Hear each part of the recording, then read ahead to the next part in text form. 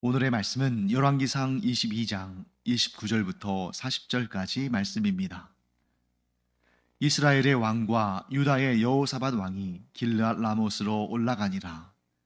이스라엘의 왕이 여호사밧에게 이르되 나는 변장하고 전쟁터로 들어가려 하노니 당신은 왕복을 입으소서 하고 이스라엘의 왕이 변장하고 전쟁터로 들어가니라.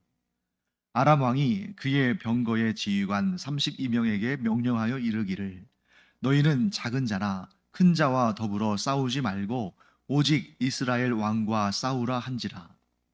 병거의 지휘관들이 여호사밧을 보고 그들이 이르되 이가 틀림없이 이스라엘의 왕이라 하고 돌이켜 그와 싸우려 한즉 여호사밧이 소리를 지르는지라. 병거의 지휘관들이 그가 이스라엘의 왕이 아님을 보고 쫓기를 그치고 돌이켰더라. 한 사람이 무심코 활을 당겨 이스라엘 왕의 갑옷 솔기를 마친지라.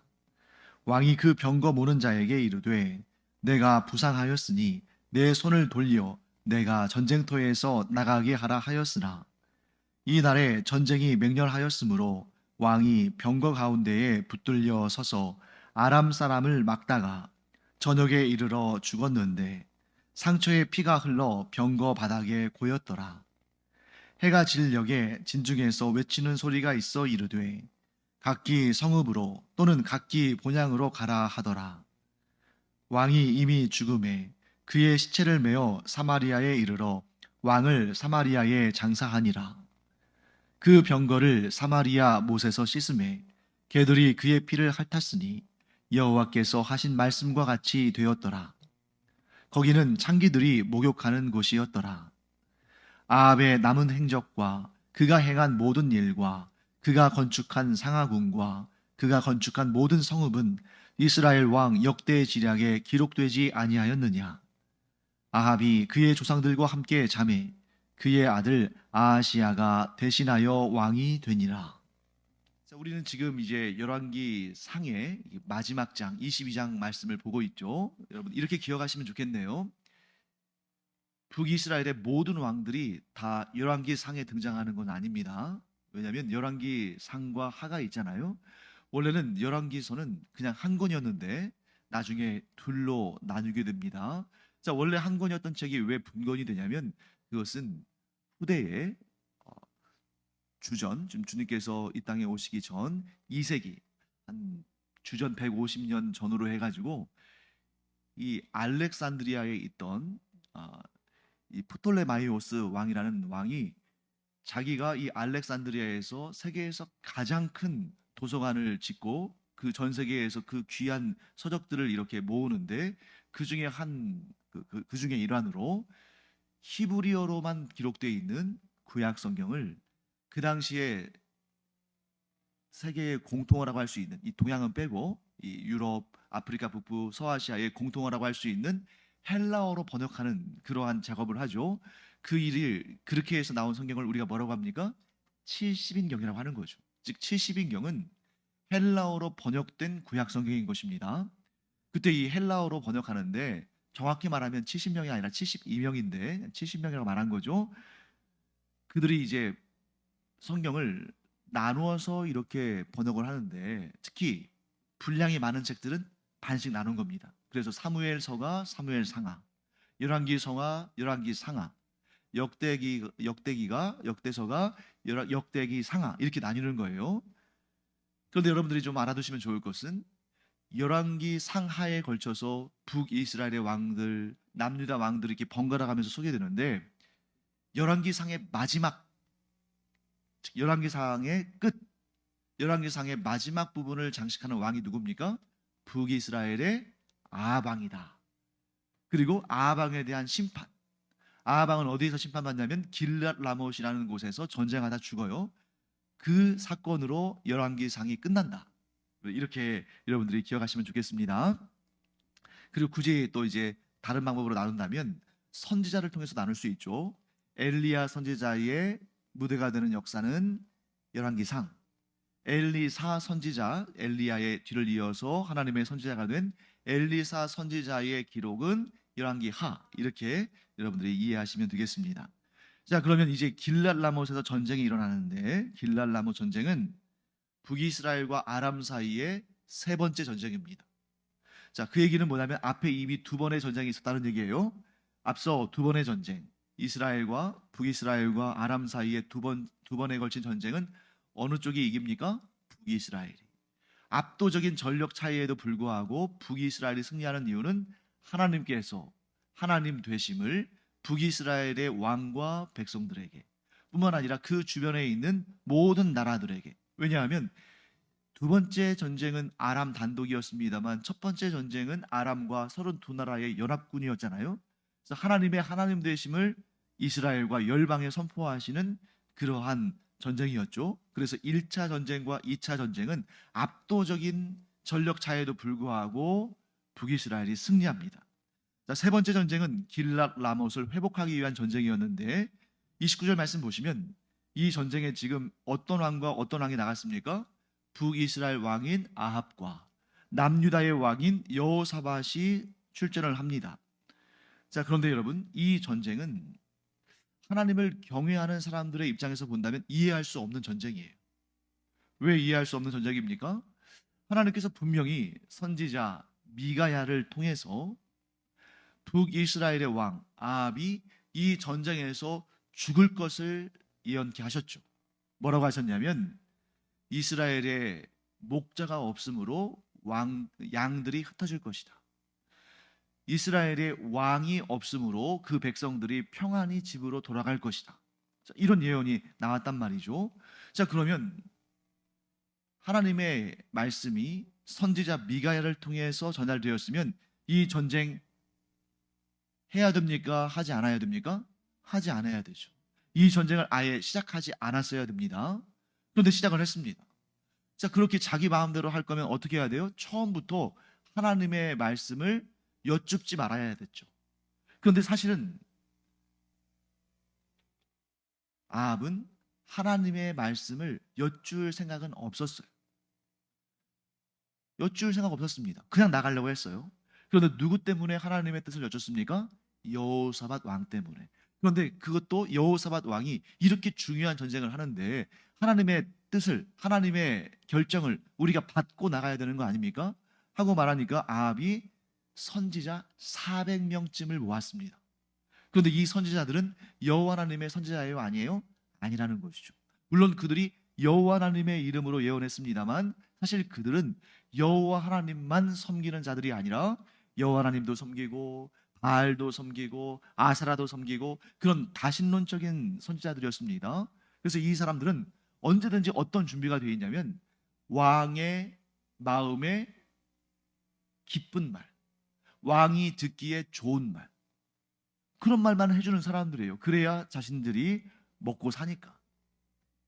그래서 그 사실을 눈치챈 여호사밧이 여호와 하나님의 말씀을 물을 만한 선지자가 또 없습니까? 그러니까 아합이 뭐라고 했습니까? 한 사람이 있긴 하다. 그 사람이 누구였어요? 미가야였죠. 그런데 그는 나에게 대해서 흉한 것만 예언하고 길한 것은 예언하지 않기 때문에 내가 그를 미워한다. 그러니까 여호사밧이 뭐라고 합니까? 왕은 그런 말씀 마소서. 그러니까 지금 이 사돈지간 아닙니까?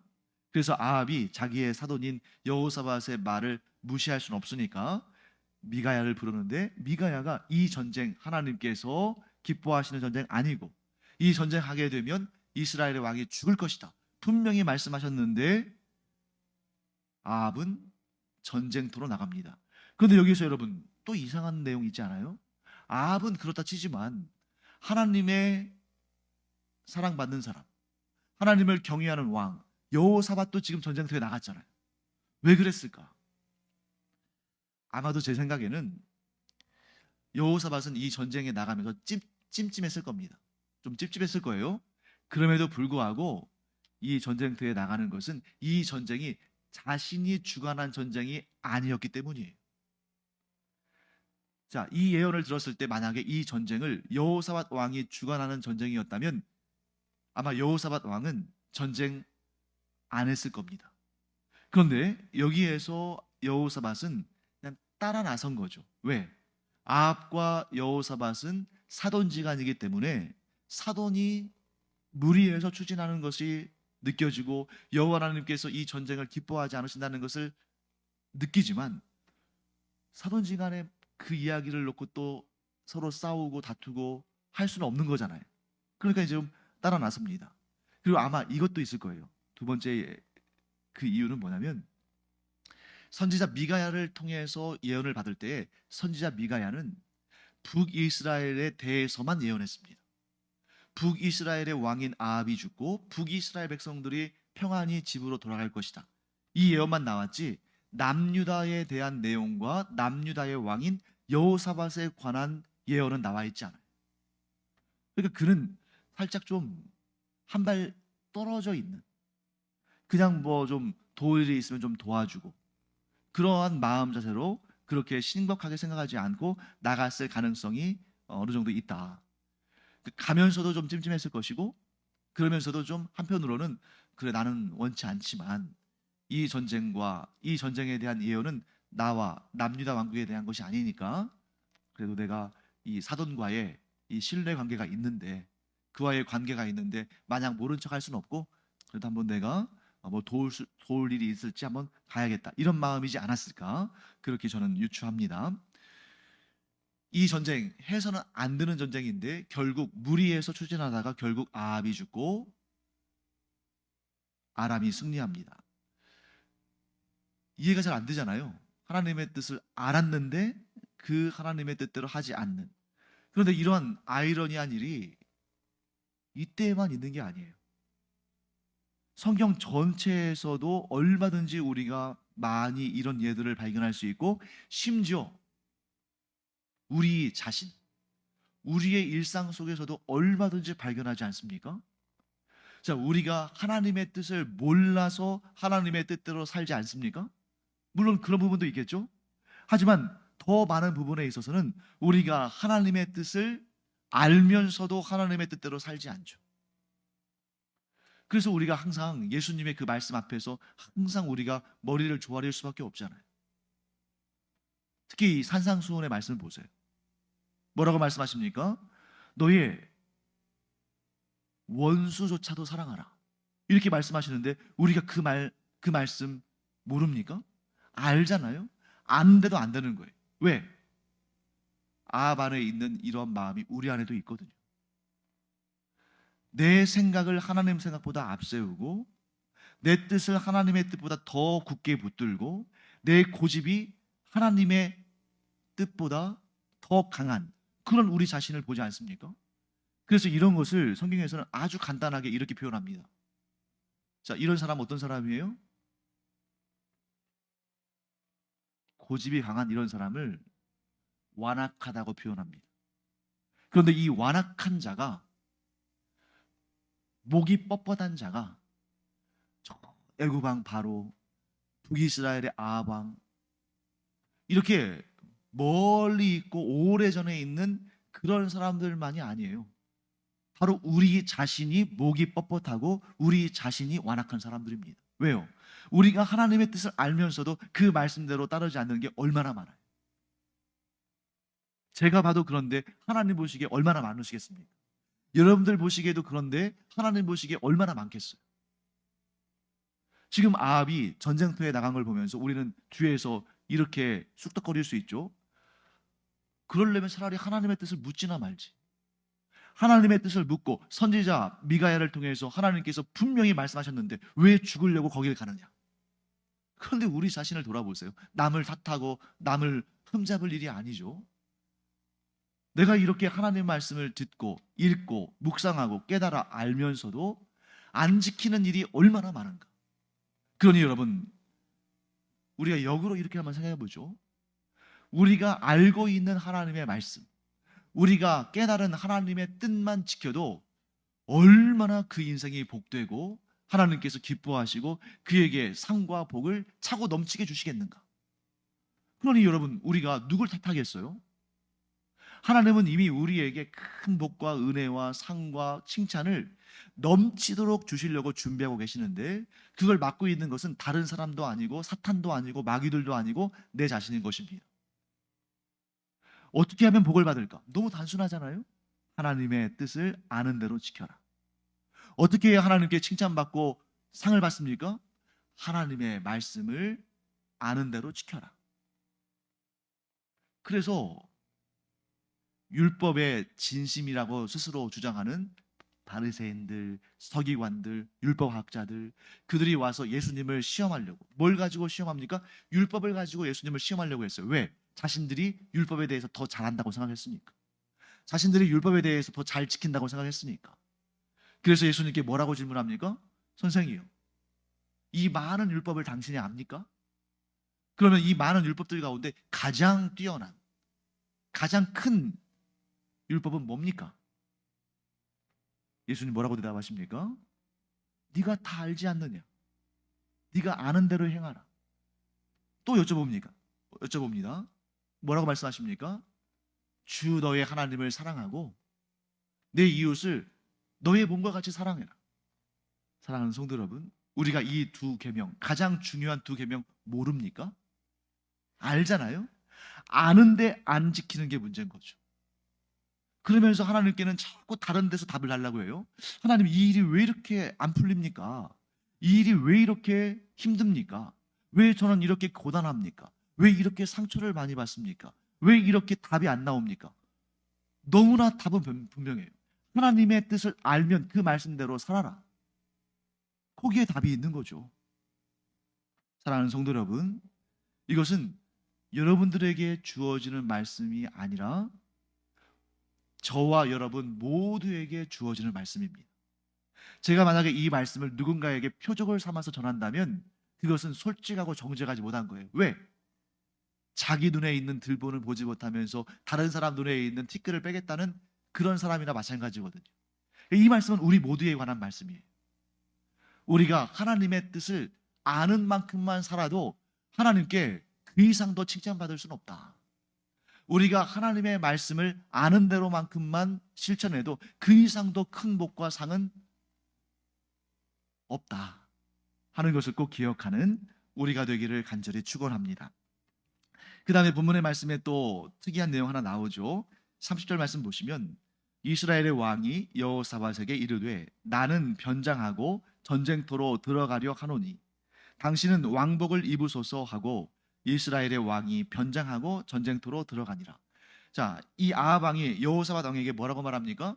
나 변장해서, 나 왕복 벗고 일반 병사처럼 변장해서 전쟁터에 들어가서 싸울 텐데 당신은 왕복을 입으소서. 자, 겉으로 보면 되게 배려하는 것처럼 보이죠. 나는 그냥 마치 전쟁터의 그 이순신 장군처럼 백의종군 할 테니까 당신은 왕의 옷을 입고 병사들의 호의를 받고 그렇게 좀 평안하게 전쟁을 치르십시오. 이렇게 말하는 것처럼 보이지만 저는 이 속에 아주 흉악한 흉내가 있다고 생각합니다. 왜냐하면 아합이 어떤 사람이에요? 아합이 여호와 하나님의 말씀을 잘 지키지는 않지만 두려워하기는 하거든요. 그래서 엘리야가 여호와 하나님의 말씀을 전할 때에 아합이 싫어하긴 했지만 그 말씀을 듣고서 막 겸비하고 또 이렇게 좀 두려워하고 그랬단 말이에요. 선지자들이 아합에게 와서 하나님 말씀 전할 때 이세벨은 정말 완악하게 그 말씀을 귓등으로도 안 들었지만 아합은 겸비하는 모습을 보였다는 거죠. 그러니까 이 미가야의 말을 싫어는 했지만 그의 말이 마음속에는 있는 거예요. 이 전쟁에 이스라엘의 왕이 죽을 거라고 하나님께서 미가야를 통해서 말씀하셨는데 그러면 내가 죽을 수도 있겠구나. 그러면 할 수 있는 조처는 뭐예요? 전쟁을 안 해야죠. 그런데 전쟁을 해야겠어요. 그게 자기의 욕심입니다. 그러니 어떻게 합니까? 전쟁을 하긴 하는데 왕처럼 안 보이려고 하는 거죠. 자, 그러면 여호사밧에게도 뭐라고 말해야 됩니까? 당신도 왕복을 벗고 저와 같이 변장합시다. 이래야 되는데 어떻게 했어요? 당신은 왕복을 입으라. 그러니까 이 여호사밧 왕을 어떻게 보면 총알바지로 쓰고자 한 것일 수 있는 거잖아요. 자, 이렇게 악한 마음을 끝까지 보입니다. 그런데 결국 이 전쟁에서 누가 목숨을 잃고 누가 목숨을 건집니까? 아합은 목숨을 잃고 여호사밧은 목숨을 건졌어요. 자, 그 내용을 한번 볼까요? 32절 말씀 보겠습니다. 31절 아람 왕이 그의 병거의 지휘관 32명에게 명령하여 이르기를 너희는 작은 자나 큰 자와 더불어 싸우지 말고 오직 이스라엘 왕과 싸우라 한지라. 자, 이 얘기 뭐냐면 작은 자는 누구겠어요? 일반 병사겠죠. 큰 자는 누구겠습니까? 지휘관들입니다. 그러니 이 이스라엘의 병사들이나 장교들, 즉 지휘관들과 싸우는 것은 다른 사람들에게 맡겨놓고, 다른 군병들에게 맡겨놓고, 너희 32명은 특별한 임무를 내가 주겠는데 어떻게 하라는 것입니까? 이스라엘의 왕만 노려라 하고 그들에게 미션을 준 겁니다. 자, 그랬더니 32절 말씀 볼까요? 병거의 지휘관들이 여호사밧을 보고 그들이 이르되 이가 틀림없이 이스라엘의 왕이라 하고 돌이켜 그와 싸우려 한즉 여호사밧이 소리를 지르는지라. 이 32명의 특별한 임무를 맡은 병거의 지휘관 32명이 딱 보니까 왕복을 입은 사람이 있네요. 딱 보자마자 티가 나지 않겠습니까? 그 왕복을 입은 사람이 누굽니까? 여호사밧이에요. 그래서 그를 죽이려고 막 그에게 달려가는데 여호사밧이 소리를 질렀어요. 그러니까 무슨 소리를 어떻게 질렀는지 모르겠습니다만 그 병거의 지휘관들이 그가 이스라엘 왕 아합이 아닌 것을 알고 족기를 그치고 돌이켰다고 되어 있습니다. 자, 여러분 궁금하죠? 여호사밧이 무슨 소리를 질렀을까? 외마디 비명을 질렀을까? 아니면 무슨 말을 했을까? 나는 이스라엘의 왕이 아니라고 막 소리쳤을까? 나는 이스라엘 왕이 아니다 라고 소리치면 그 아람의 군사들이 더 의심하지 않겠어요? 그러지 않겠습니까? 자기가 표적이 된 줄 알고 나 이스라엘 왕 아니야 그러면 저 사람이 이스라엘 왕이구나 하고 그렇게 따라가지 않았을까요? 무슨 소리를 질렀을까? 똑같은 역사를 다루는 다른 본문이 있기 때문에 우리가 유출을 할 수가 있습니다. 자, 열왕기서에 있는 내용들은 역대기에도 똑같이 나오죠. 그런데 조금 그런 그 관점을 달리해서 나오는데 우리 역대하 본문을 한번 보겠습니다. 역대하 18장 31절과 32절입니다. 이 같은 사건 길랏 라못 전투를 기술하고 있는 역대하 18장을 보겠습니다. 역대하 18장 31절과 32절 제가 읽어드리겠습니다. 병거의 지휘관들이 여호사밧을 보고 이르되 이가 이스라엘 왕이라 하고 돌아서서 그와 싸우려 한즉 여호사밧이 소리를 지르매 여호와께서 그를 도우시며 하나님이 그들을 감동시키사 그를 떠나가게 하신지라. 병거의 지휘관들이 그가 이스라엘 왕이 아님을 보고 추격을 그치고 돌아갔더라. 자, 열왕기서에는 나오지 않은 내용이 역대기에는 나오죠. 어떤 내용입니까?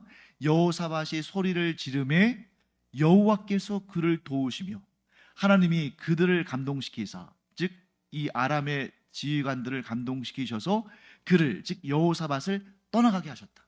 자, 그러면 여러분들 한번 유추해 보세요. 여호사밧이 공격을 받을 때 뭐라고 소리를 쳤을까요? 하나님의 도우심을 구한 거죠. 여호와 하나님의 도우심을 구한 겁니다.